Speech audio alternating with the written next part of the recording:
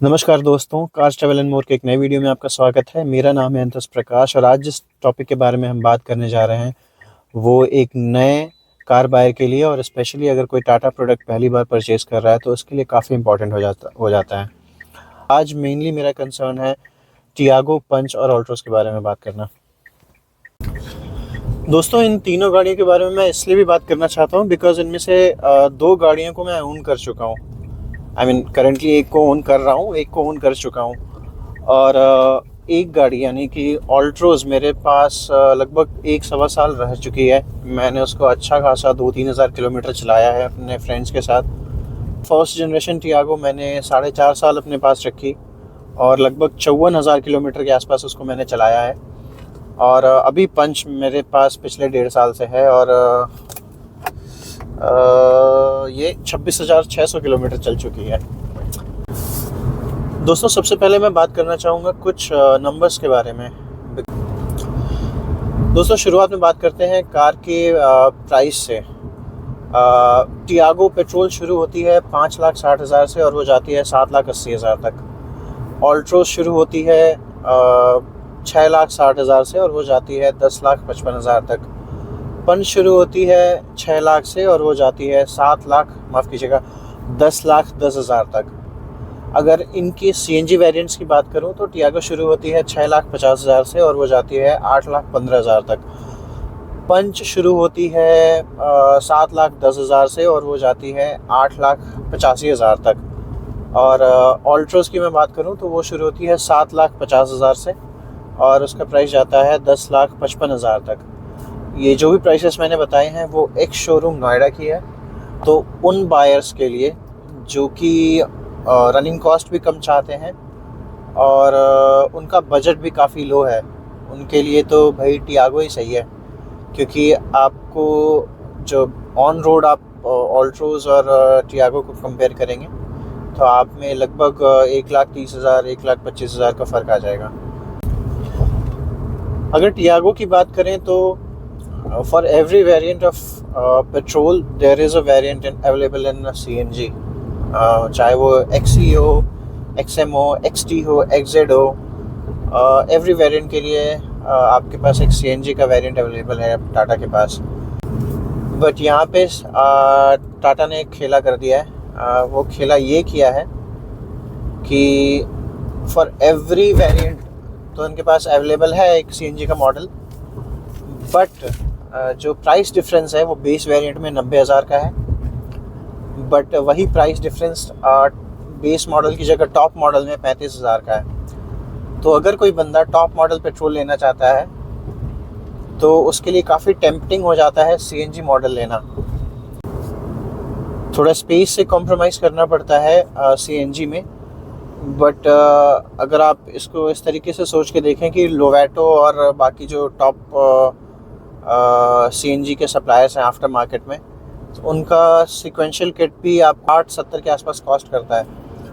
और अगर आप नॉन सिक्वेंशियल किट लेते हैं CNG का तो वो भी आपको 45-55 के आसपास पड़ता है। तो ऐसे केस में कोई भी ये सोचता है कि भाई मेरे को अगर फैक्ट्री फिटेड चीज़ मिल रही है वो भी 35,000 में, तो मैं क्यों ना CNG मॉडल ले लूँ। अब बात करते हैं पंच की। तो पंच के पेट्रोल और CNG वेरिएंट में जो प्राइस डिफरेंस है बेस मॉडल के लिए वो है 1,10,000 और जो टॉप मॉडल है उसमें प्राइस डिफरेंस नेगेटिव में है। अब आप बोलोगे ऐसा कैसे हुआ? तो ऐसा इसलिए हुआ क्योंकि पंच का क्रिएटिव वेरिएंट जो टॉप वेरिएंट है वो पेट्रोल में तो आता है बट CNG में नहीं आता। सेकंड टॉप वेरिएंट है, उस पर आपको CNG मिल जाएगा। कंपनी ने ऐसा क्यों किया?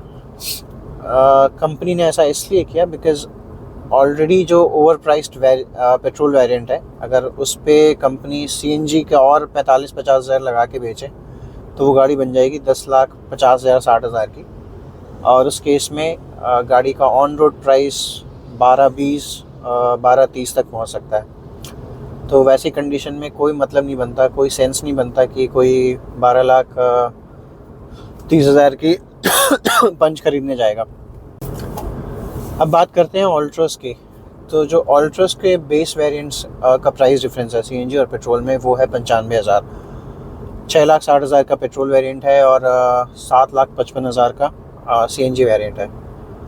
पर अगर आप वेबसाइट पे चेक करेंगे तो ये चीज़ 10,55,000 है for both petrol and CNG। अब आप बोलोगे कि ऑल्ट्रोस का CNG वेरिएंट और पेट्रोल वेरिएंट टॉप मॉडल में कैसे 10,55,000 पे आ रहे हैं, तो ऐसा इसलिए है क्योंकि जो 10,55,000 पेट्रोल की प्राइस मैंने आपको बताई वो ऑटोमेटिक की है, और यहाँ पे CNG वेरिएंट में आपको जो ऑल्ट्रोस है उसमें ऑटोमेटिक नहीं मिलता। और मैं आपको ये भी बताना चाहता हूँ कि ऑल्ट्रोस में CNG वेरिएंट हर चीज़ में अवेलेबल है एक्सेप्ट XT में। XE है, XM है, XZ प्लस है, इनमें आपको CNG वेरिएंट मिल जाएगा, बट XT में नहीं मिलता। ऑल्सो ये जो मैंने आपको जितने वेरिएंट्स बताए हैं इनके जो सब वेरिएंट्स हैं, जैसे रिदम पैक है, टियागो का XT ऑप्शनल है, ऑप्शनल में CNG नहीं मिलता आपको। XT CNG मिल जाएगा, XT पेट्रोल मिल जाएगा। पर अगर आप सोचो कि XT ऑप्शनल CNG मिल जाए तो वो पॉसिबल नहीं है, तो इन्होंने सब वेरिएंट्स में ज़्यादा ऑप्शन नहीं दिए आपको। अब मैं आपके सामने कुछ और फैक्ट्स रखना चाहता हूँ। बात करते हैं माइलेज की। तो टियागो में जो पेट्रोल ऑटोमेटिक और CNG का माइलेज है वो है 19 और 26.49। अगर यही पंच की मैं बात करूं तो ये है 20.1 है, 18.8 है और 26.99 है, लगभग 27 ही हो गए। और अगर मैं पंच पेट्रोल ऑटोमेटिक और फिर CNG की बात करूं तो वो है 19.33, 18.5 एंड 26.2। हाँ जी, तो अब तक आप समझ गए होंगे कि टाटा चाहता है कि आप पंच ज़्यादा खरीदें, और कोई वजह नहीं है कि टियागो से 65 किलो ज़्यादा भारी गाड़ी का पेट्रोल में जो माइलेज है वो 1 किलोमीटर ज़्यादा है, और यही चीज़ अगर आप CNG में लेते हैं तो 0.5 ज़्यादा है। 0.5 ही सही, पर ज़्यादा तो है ना।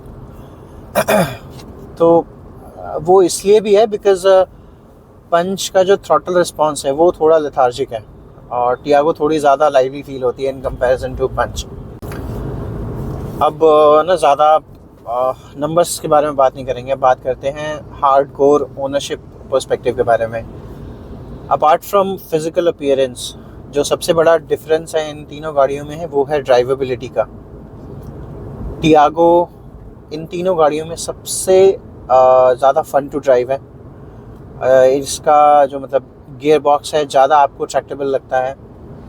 किसी भी गियर में, किसी भी RPM पे इन तीनों गाड़ियों में आपको टियागो ज़्यादा अच्छा रिस्पांस देती है, और स्पेशली ये डिफरेंस बहुत ज़्यादा समझ में आता है जब आप माउंटेन्स पे गाड़ी चलाएं। ऑल्ट्रोज थोड़ी बेटर है टियागो से, और पंच तो मैं बोलूँगा कि बिल्कुल ही लेथार्जिक है। आप फ्लोर पे पेडल मार दो, उसके बाद लगता है कि गाड़ी थोड़ा सा ना जब 2000 क्रॉस कर जाती है, 2000 RPM, तब थोड़ा लगता है कि गाड़ी में पावर है। तो वैसी सिचुएशन के लिए अगर आप फन टू ड्राइव देखना चाह रहे हैं इन तीनों में, तो भाई मैं तो यही कहूँगा कि आप टियागो लो। बिकॉज दूसरा डिफरेंस जो गाड़ी में है अपार्ट फ्रॉम फिजिकल अपीयरेंस, वो है गाड़ी का हैंडलिंग। सबसे बेहतर हैंडलिंग आपको ऑल्ट्रोज में मिलेगी। आप अगेन बोल रहा हूँ ना, घाट सेक्शन में चलाएंगे तो आपको सबसे ज़्यादा कंट्रोल में ऑल्ट्रोज लगेगी, उससे ज़्यादा कंट्रोल में आपको टियागो लगेगी, और सबसे कम लीस्ट हैंडलिंग में के मामले में लीस्ट इम्प्रेसिव कार आपको पंच लगेगी। अब ऐसा नहीं है कि पंच में कभी भी ये लगता है कि अपना लाइन छोड़ के गाड़ी गिर जाएगी या खाई में चली जाएगी, बट अगर इन तीनों में कंपेयर किया जाए तो पंच का जो हैंडलिंग है वो थोड़ा कॉम्प्रोमाइज़ लगता है। अब बात करते हैं इन तीनों की सर्विस के बारे में। तो तीनों गाड़ियों में इंजन सेम आता है, इंजन कंपोनेंट्स सेम है। कुछ कंपोनेंट्स जैसे ब्रेक पैड्स हो गए और कैलिपर्स हो गए, लिंक रॉड हो गया, सस्पेंशन हो गया, ये डिफरेंट है। मैं पंच में थोड़ा सा डिफरेंट है, बट ऑल्ट्रोज और टियागो में सस्पेंशन भी सेम है, उनकी ट्यूनिंग थोड़ी सी डिफरेंट की हुई है। तो इस हिसाब से अगर आप तीनों गाड़ियों का सर्विस कॉस्ट सेम आना चाहिए। अगर आपका ब्रेक पैड या सस्पेंशन या लिंक रॉड के स्टीयरिंग से रिलेटेड कोई काम नहीं है, तो अब बात करते हैं गाड़ी की ना स्पेस के बारे में। Obviously it's a no brainer कि टियागो सबसे छोटी है इनमें से, बट ट्रिकी सिचुएशन वहाँ आ जाती है जहाँ पे आपको ऑल्ट्रोज और पंच में डिसाइड करना पड़ता है इन टर्म्स ऑफ स्पेस। और वो ट्रिकी है भी, क्योंकि यहाँ पे ना आपको एक जगह कॉम्प्रोमाइज़ करना पड़ता है और दूसरी जगह एडवांटेज है। फॉर एग्जांपल अगर आप ऑल्ट्रोज लेते हैं तो ऑल्ट्रोज का रिक्लाइन एंगल और नी स्पेस, मतलब नी रूम, काफ़ी अच्छा है in comparison to punch. But punch में थाई सपोर्ट ज़्यादा अच्छा है और नी रूम कम है। एक और बात बता दूं आपको मैं, ऑल्ट्रोज का जो रियर सीट है ना, उसमें आपको थोड़ा सा क्लॉस्ट्रोफोबिक फील हो सकता है, बट पंच में ये क्लॉस्ट्रोफोबिया बिल्कुल फील नहीं होती। सारे जो विंडोज़ हैं वो काफ़ी वाइड हैं, आप बिल्कुल मतलब गाड़ी के ऊपर ऑलमोस्ट बैठते हैं, तो आपको सब कुछ अगल बगल का अच्छे से दिखता है। और ये थोड़ा सा ऑल्ट्रोज में ना कॉम्प्रोमाइजिंग लगता है, बिकॉज जो एक प्लास्टिक का जो पैनल है, क्वार्टर पैनल नहीं बोलूँगा, बट वो एक डोर का ही हिस्सा है प्लास्टिक का, वो अंत में आके आपको रियर सीट में ना आपके विजन को प्रोट्रूड करता है, तो कुछ लोगों को वो थोड़ा सा ना बंद सा लग सकता है। अब बात करते हैं लगेज स्पेस के बारे में। टियागो में सबसे कम है, ये बताने की ज़रूरत नहीं है। ऑल्ट्रोज में और पंच में ऑलमोस्ट बराबर है, बट पंच का बूट मुझे थोड़ा प्रैक्टिकल लगता है इस सेंस में, क्योंकि अगर मेरे पास अगर दो बड़ी ट्रॉली है तो मैं उसको खड़ी करके साइड बाय साइड रख सकता हूँ। और यही चीज़ अगर मैं ऑल्ट्रोज में करने की कोशिश करूँ तो चूँकि बैक सीट का रिक्लाइन एंगल ज़्यादा है, तो ओवरऑल वॉल्यूम के हिसाब से तो भाई उतने लीटर स्पेस है, बट चूँकि वो रिक्लाइन एंगल ज़्यादा है बैक सीट का, तो वो आपकी जो सेकंड अगर आप दूसरी बड़ी ट्रॉली रखना चाहेंगे एक के ऊपर एक, तो उस कंडीशन में वो पॉसिबल हो नहीं पाता। फिर आपको एक बड़ी ट्रॉली, दो छोटी ट्रॉली लेनी पड़ती है, या फिर डफल बैग, इस टाइप का कुछ कॉम्बिनेशन बिठाना पड़ता है। वेरएज पंच में दो बड़ी ट्रॉलीज बिल्कुल अगल बगल आप खड़ी करके साइड में रख सकते हो, तो ये एक एडवांटेज भी आप कह सकते हैं।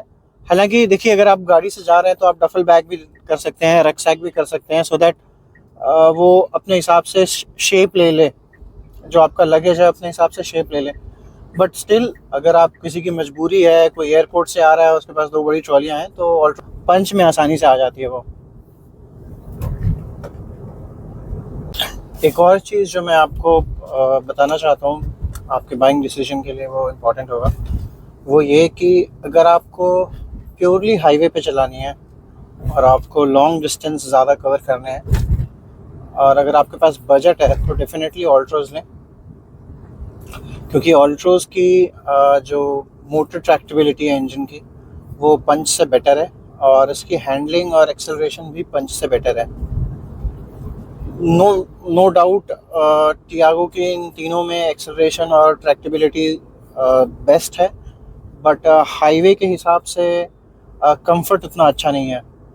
कोई भी टियागो ओनर चाहे कितना भी कह ले कि नहीं मुझे कोई भी थकान नहीं होती, अपने दिल में वो जानता है कि 8 या 10 घंटे ड्राइव करने के बाद टियागो में प्रॉब्लम आती है, घुटनों में थोड़ा सा दर्द होता है, और अगर पीछे वाली सीट पे बंदा बैठा है, थोड़े उसके कंधे और कमर में दर्द होते ही होते हैं 8 या 10 घंटे की ड्राइव के बाद, चाहे आप आगे।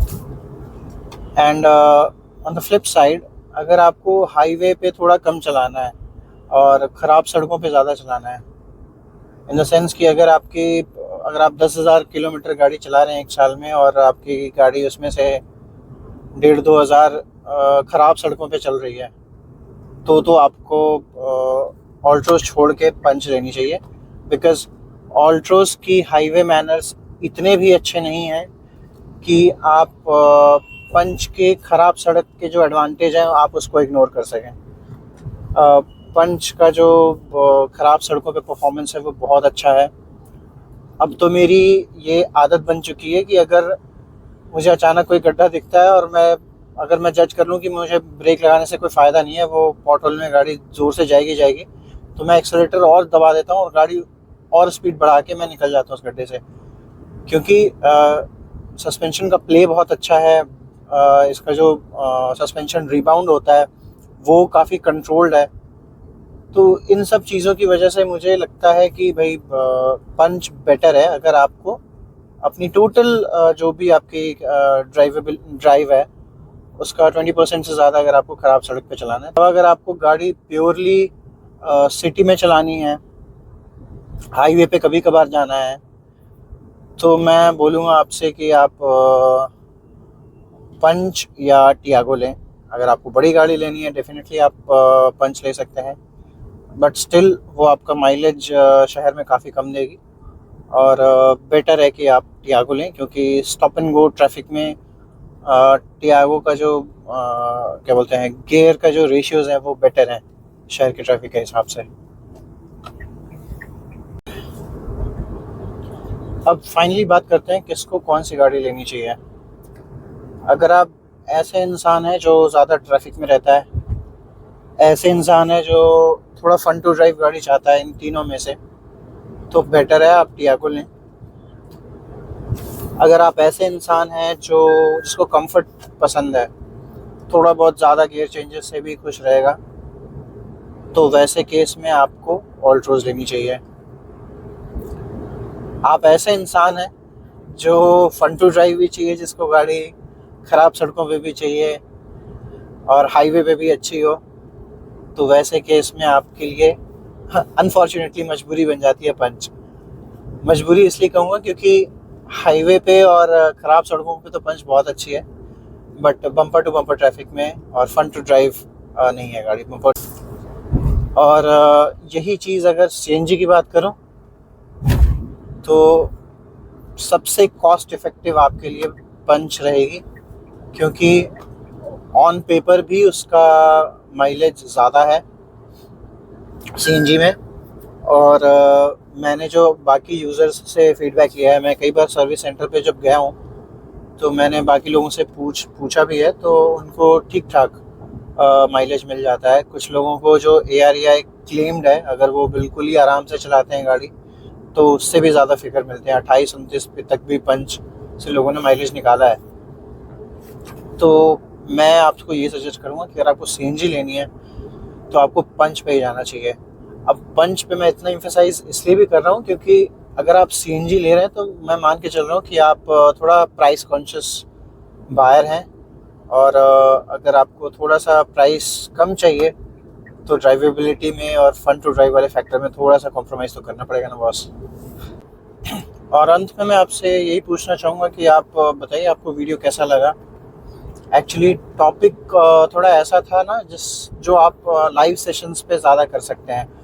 ये टॉपिक लाइव सेशन को ज़्यादा सूट करता है, रादर कि मैं वीडियो बनाऊं और कोई बंदा सुन रहा हो। ये ज़्यादा अच्छा होता अगर आप भी सवाल पूछते और मैं तुरंत रिप्लाई करता, बिकॉज़ मैं हर सिचुएशन खुद से इमेजिन करके जवाब नहीं दे सकता हूँ, या मैं हर सिचुएशन खुद से टॉपिक असल में इस तरीके का था कि ये लाइव सेशन डिमांड करता है। ये टॉपिक ऐसा नहीं है कि आप बस आपने एक वीडियो बनाई और सामने वाला बैठ के सुन रहा हो। हर बंदे की अपनी अलग रिक्वायरमेंट होती है, उसकी अपनी प्रेफरेंसेस होती है, उसकी अपनी सिचुएशन होती है। तो उसके हिसाब से अगर कोई क्वेश्चन पूछे तो वो उस कंडीशन में मुझे बताने में थोड़ा आसानी होगी। मैंने कुछ गिने चुने कंडीशंस और प्रेफरेंसेस के हिसाब से आपको बताया है। कुछ करेक्शंस हो तो आप डेफिनेटली कमेंट सेक्शन में बता दीजिएगा। कुछ इम्प्रूवमेंट्स हो, मैंने कुछ गलत बताया हो, वो भी आप बता सकते हैं। मिलते हैं दोस्तों आपसे एक नई वीडियो में। तब तक के लिए अगर आप ड्राइव करते हैं तो सीट बेल्ट लगाएं, अगर आप राइड करते हैं तो हेलमेट लगाएं, सड़क पे रिस्पॉन्सिबिलिटी के साथ चलें। जय हिंद, जय भारत।